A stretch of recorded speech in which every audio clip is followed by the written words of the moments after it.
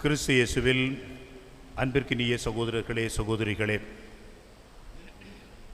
முதற்கண் உங்கள் அனைவருக்குமாக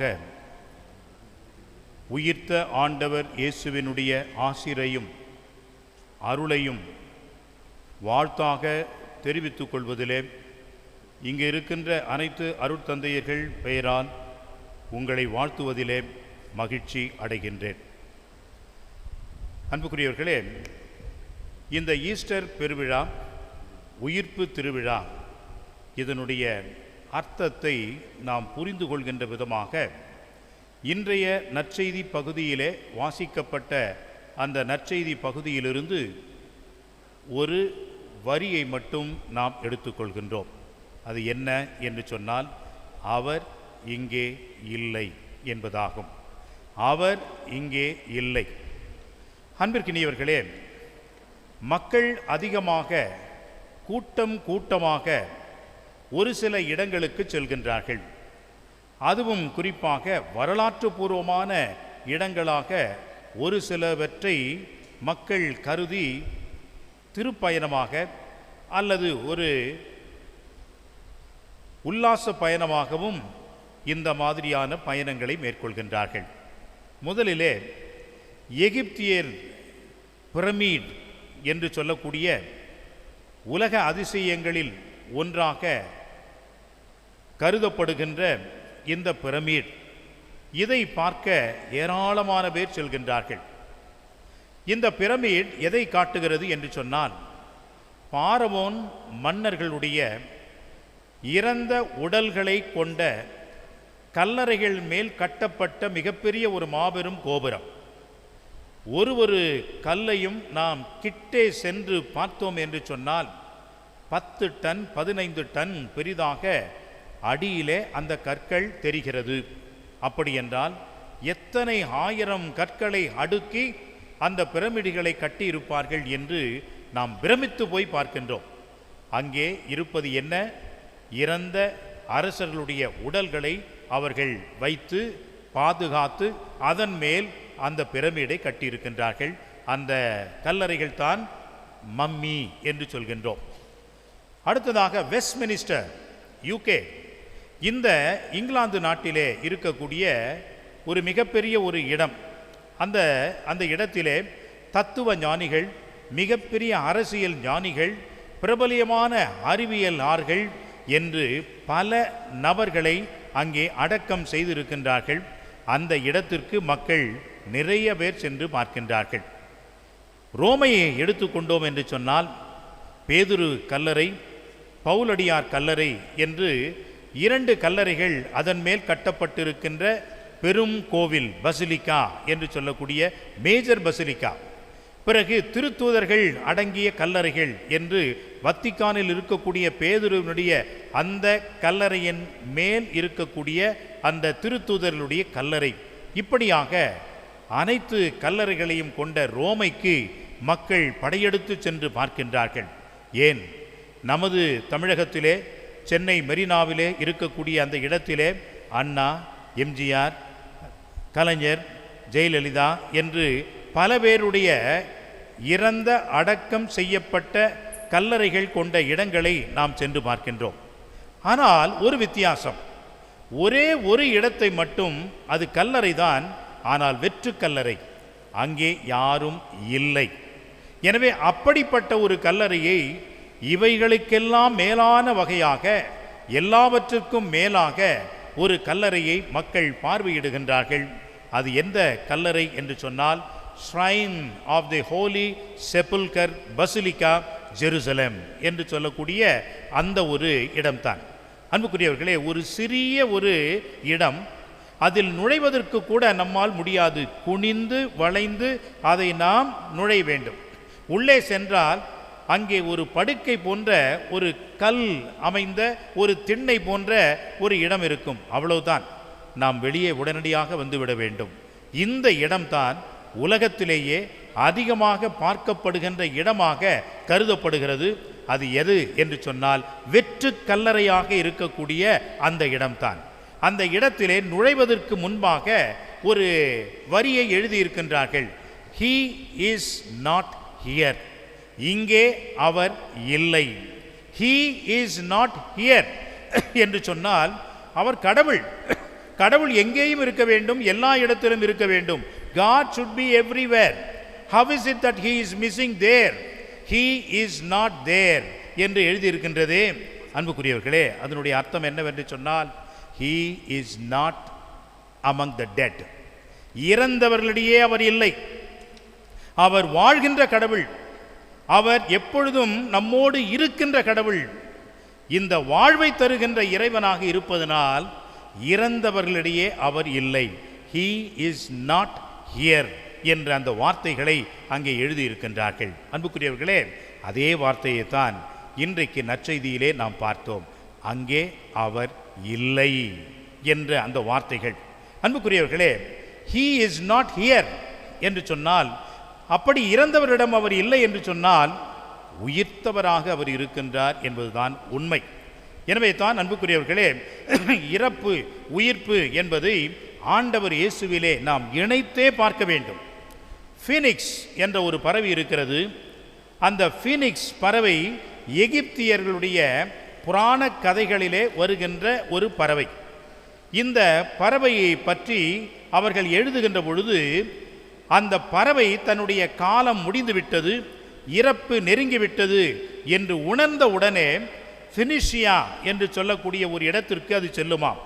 அங்கே நறுமணம் வீசுகின்ற மரத்திலால் ஆன ஒரு கூட்டிற்குள்ளே தன்னை சென்று அடக்கி கொள்ளுமாம். பிறகு அந்த கூட்டோடு சேர்ந்து எரிகின்ற நெருப்பிலே தகனமாகுமா. அவ்வாறு எரிகின்ற வேளையிலே, அவையெல்லாம் எரிந்து சாம்பலாகின்ற வேளையிலே, அந்த சாம்பலிலிருந்து புதியது ஒரு ஃபீனிக்ஸ் பறவையானது பிறந்து கிளம்புமாம். அன்புக்குரியவர்களே, இதுதான் உண்மை. ஆண்டவர் இயேசு இறந்த அந்த சாம்பலிலே புதியதொரு உயிர் பிறக்கிறது, உயிர் தெழுதல் அங்கே இருக்கிறது. எனவே தான் அன்புக்குரியவர்களே, அந்த மாற்றத்தை நாம் பார்க்கின்றோம். அந்த மாற்றம் என்பது எதை குறிக்கிறது என்று சொன்னால், the gloomy tomb should become a joyful life. இந்த gloomy tomb என்று சொல்வது, நமக்கு நாமே பல கசந்த அனுபவங்களை, கசப்பான உணர்வுகளை, நம்முடைய இறப்புகளை, இழப்புகளை, நம்முடைய கஷ்டமளி துன்பங்களை, இவைகளிலிருந்து நாம் உயிர்த்த ஒரு வாழ்வுக்கு, மகிழ்ச்சியான ஒரு வாழ்விற்கு, நன்மையான ஒரு வாழ்விற்கு நாம் மாற வேண்டும். அந்த சாம்பலில் தான், அந்த இறப்பில் தான், அந்த துன்பத்தில் தான், அந்த சிலுவையில் தான் புதியதொரு உயிர் பிறக்கிறது, புதியதொரு வாழ்வு பிறக்கிறது, புதியதொரு தொடக்கம் இருக்கிறது. அதைத்தான் அன்புக்குரியவர்களே நாம் இங்கே பார்க்கின்றோம். எனவே இறப்பு உயிர்ப்பு என்பது இரண்டையும் இணைத்த வகையிலே ஆண்டவர் இயேசு இறந்த அந்த நேரத்திலேயே உயிர்த்து விட்டார். இன்றே நீ என்னோடு வான்வீட்டில் இருப்பாய் என்று சொன்னார். 3 நாட்களுக்கு பிறகு என்று அல்ல, மாறாக இன்றே. அப்படி என்றால் அன்றைக்கே ஆண்டவர் உயிர்த்து விட்டார் என்பதுதான் உண்மை. எனவே தான் அன்புக்குரியவர்களே, ஆண்டவர் இயேசுவினுடைய இறப்பு என்பதிலேயே அவருடைய உயிர்ப்பு இருக்கிறது என்பதை அங்கே பார்க்கின்றோம். எனவே வெற்று கல்லறை என்பது நமக்கு ஒரு வெளி அடையாளமாக இருக்கதை நாம் உணர்கின்றோம். அன்புக்குரியவர்களே, இந்த உயிர்ப்பு, ஆண்டவர் இயேசுவினுடைய உயிர்த்தெழுதல் என்பது மிக முக்கியமான அடிப்படையான ஒன்று என்பதை நாம் புரிந்து கொள்ள வேண்டும். 1 கொரிந்தியர் 15ஆம் அதிகாரம் 14ஆம் வசனம். இந்த 15ஆம் அதிகாரம் முழுவதுமாக பவுலடியார் உயிர்ப்பை பற்றி விளக்கி சொல்லுவார். காரணம், பரிசேயர்கள் இந்த உயிர்ப்பை நம்புகின்றார்கள், சதுசேயர்கள் நம்பவில்லை என்றெல்லாம் பல பிரிவினைகள் அவர்களிடமே இருந்தது. எனவே உயிர்ப்பு உண்டு என்பதை விளக்கி காட்டுவதற்காக அவர் இந்த பகுதியை எழுதுகின்றார்.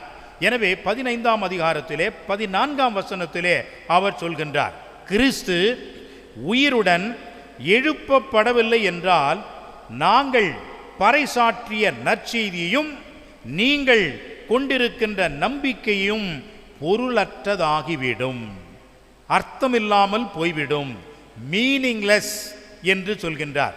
எனவே அன்புக்குரியவர்களே, கிறிஸ்து உயிரோடு எழுப்பப்படவில்லை என்று சொன்னால் நாம் அறிவிப்பது யாரை அறிவிக்கப் போகிறோம்?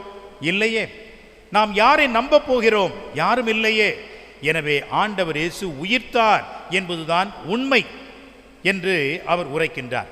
ரோமையருக்கு எழுதிய திருமுகத்திலே 10ஆம் அதிகாரம் 9ஆம் வசனத்திலே அவர் இவ்வாறு சொல்கின்றார், இயேசு ஆண்டவர் என வாயார அறிக்கையிட்டு இந்த கடவுள் அவரை உயர்த்தி உயிர்த்தெழச் செய்தார் என நீங்கள் உள்ளூர நம்பினால் மீட்பு பெறுவீர்கள் என்று சொல்கிறார். கிறிஸ்து உயிர்த்தார் என்று இயேசுவினுடைய பெயரை நீங்கள் வாயார சொல்கின்ற பொழுது நீங்கள் மீட்பு பெறுவீர்கள் என்று ஆண்டவர் சொல்கிறார். எனவே ஆண்டவருடைய உயிர்ப்பு இல்லை என்றால் நமக்கு மீட்பு இல்லை. உயிர்த்த ஆண்டவரில் நம்பிக்கை இல்லை என்று சொன்னால் நமக்கு உயிர்ப்பு இல்லை, மீட்பு இல்லை என்பதை அடிப்படையாக முதல் காரணமாக நாம் புரிந்து கொள்ள வேண்டும். எனவே ஆண்டவருடைய உயிர்த்தெழுதல் என்பது அடிப்படையானது, முக்கியமானது. இரண்டாவது, நமது உயிர்ப்புக்கும் அது உத்தரவாகிறது. அன்புக்குரியவர்களே, லாசருடைய அந்த உயிர்ப்பு காட்சியிலே பார்க்கின்றோம். மார்த்தா சொல்கிறார், ஆண்டவரே நீர் இங்கிருந்திருந்தால் என்னுடைய சகோதரன் இறந்திருக்க மாட்டான் என்று பெரிய ஒரு நீண்ட வரிசையை அவர் சொல்கின்றார். அப்பொழுது ஆண்டவர் சொல்கின்றார், உயிர்த்தெழுதலும் வாழ்வும் நானே என்று சொல்கின்றார். உயிர்த்தெழுதலும் வாழ்வும் நானே, என்னில் வாழ்கின்றவர்கள் இறப்பினும் வாழ்வார்கள் என்று சொல்கின்றார். என்னில் இருக்கின்றவர்கள் இறந்தாலும் வாழ்வார்கள் என்று சொல்கிறார். நாம் இறைவனில் இருக்கின்றோம் என்று சொன்னால் அவர் உயிர்த்திருக்கின்றார், அந்த உயிர்ப்பிலே நாமும் பங்கு பெறுவோம் என்பதற்கு உத்தரவாதமாக இயேசுவினுடைய உயிர்ப்பு இருக்கிறது என்பதை நாம் உணர வேண்டும். மூன்றாவதாக, இயேசுவினுடைய உயிர்ப்பு மட்டும் இல்லை என்று சொன்னால் திருச்சபை என்றும் இந்த ஒரு சமூகமாகவும் என்றைக்குமே உருவாகி இருக்க முடியாது. காரணம், எல்லோரும் ஓடிவிட்டார்கள், பயந்து ஒளிந்து விட்டார்கள், இனிமேல் இந்த ஆள் வரமாட்டார்கள் என்று அவர்கள் நம்பி அவர்களும் அவர்களுடைய வேலையை செய்ய ஆரம்பித்து விட்டார்கள். பேதுரு சொல்கின்றார், நான் மீன் பிடிக்க போகிறேன் என்று சொல்கிறார். மீண்டும் தனது தொழிலை ஆரம்பிக்க அவர் விரும்புகின்றார்.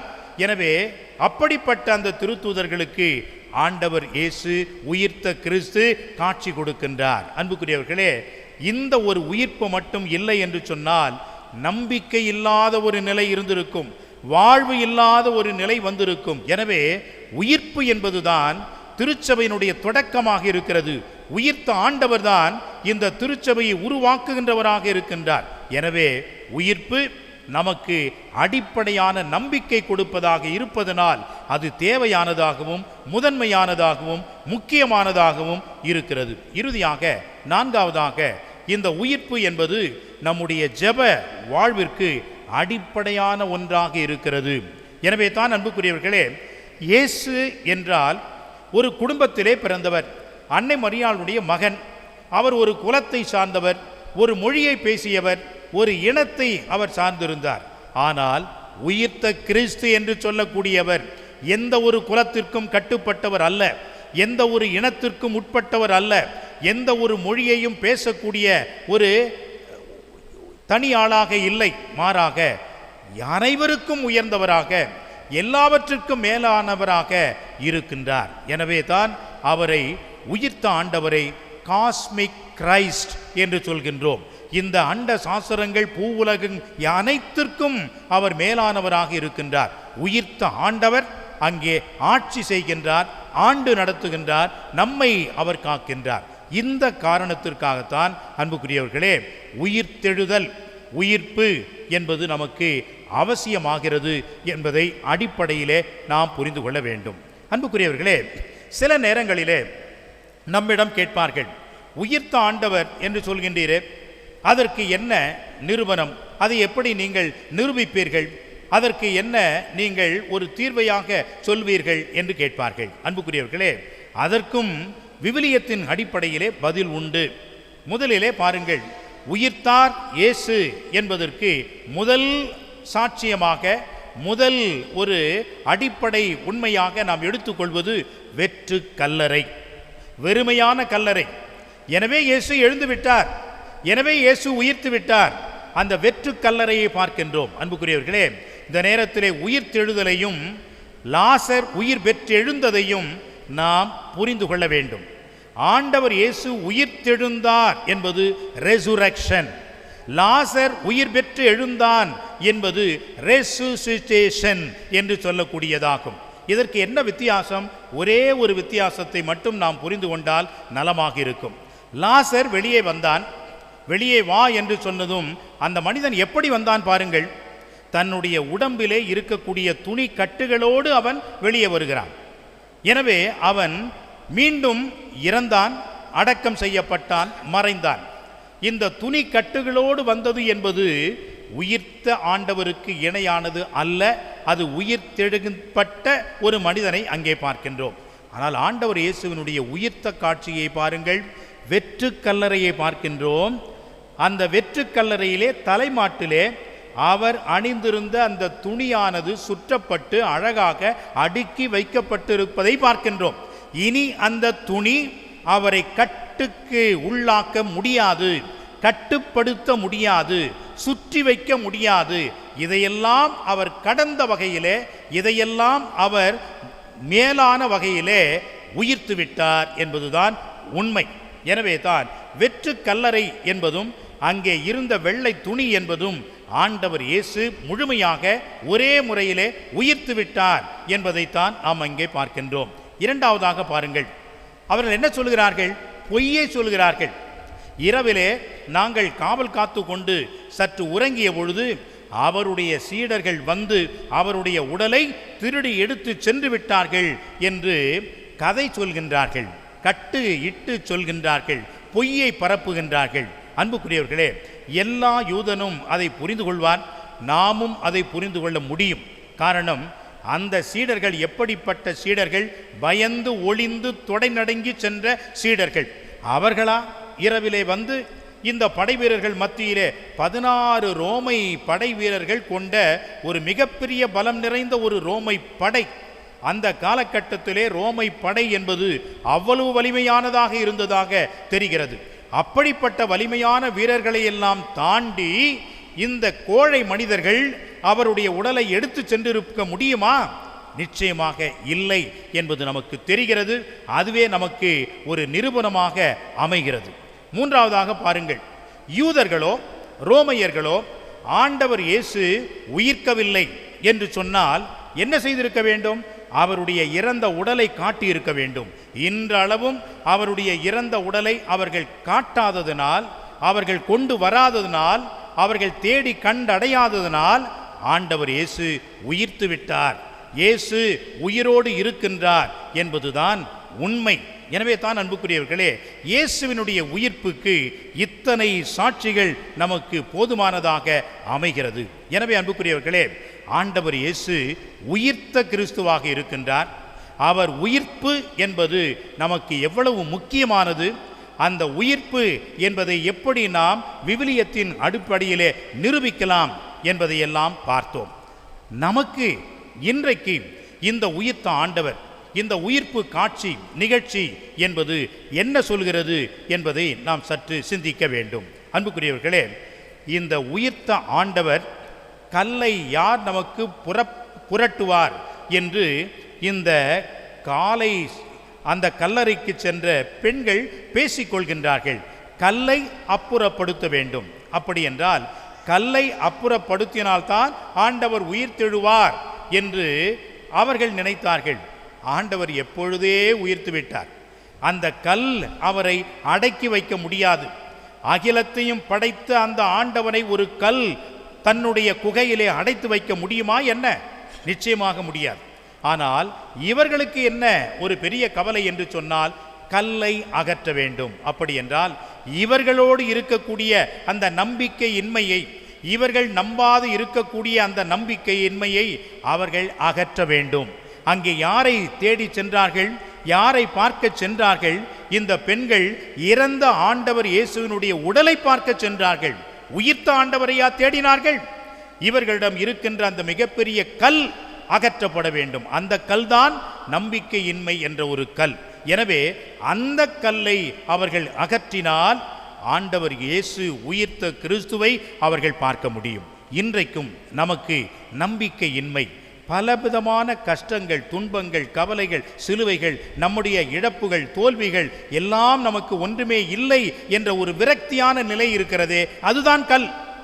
அந்த கல்லை நாம் அகற்றிவிட்டோம் என்று சொன்னால் உயிர்த்த ஆண்டவரை நாம் சந்திக்க முடியும். நாம் ஆண்டவர் இயேசுவை நாம் பார்க்க முடியும். நற்கருணையிலே வாழ்கின்ற இறைவனை நாம் காண முடியும்.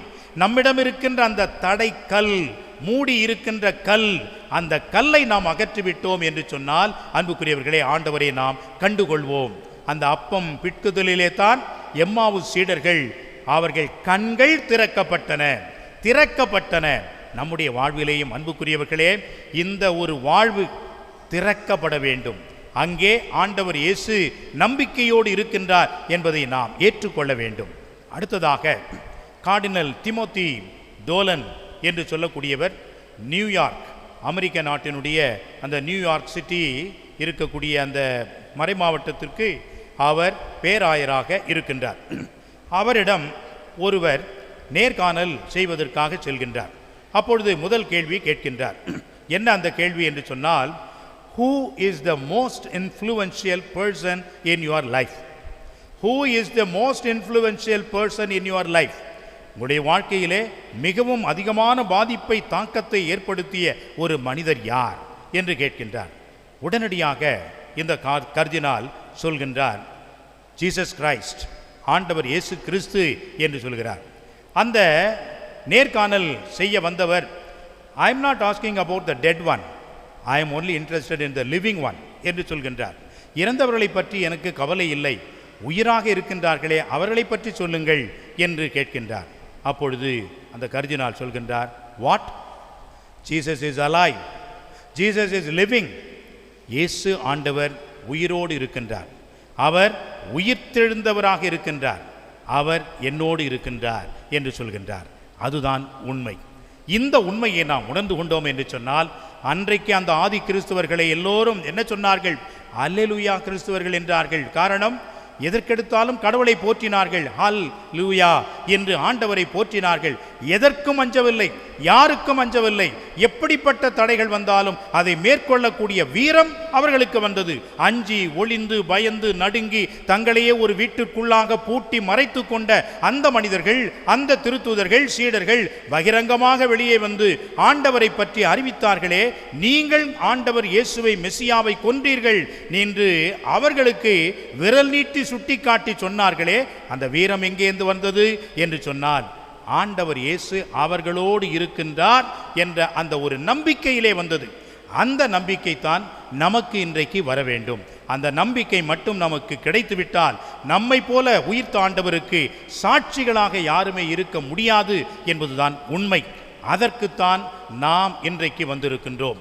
எனவே அன்புக்குரியவர்களே, உயிர்த்த ஆண்டவரை ஏதோ இந்த காட்சியிலே பார்த்ததோடு நின்றுவிடாமல், உயிர்த்த ஆண்டவரை நற்கருணையிலே நாம் உள்வாங்கி பெற்றுக்கொள்கின்ற மனிதர்களாக நாம் இருப்போம். அந்த ஆண்டவரை நம்முடைய உள்ளத்திலே இருத்துவோம். அந்த ஆண்டவர் நமக்கு புத்தொழிற்சியையும் புதிய ஒரு வாழ்வையும் நமக்கு கொடுத்து அவர்களின் சாட்சியாக நாம் என்றும் வாழ அருள் வேண்டி இந்த திருப்பலியிலே தொடர்ந்து ஜெபிப்போம். ஆமென்.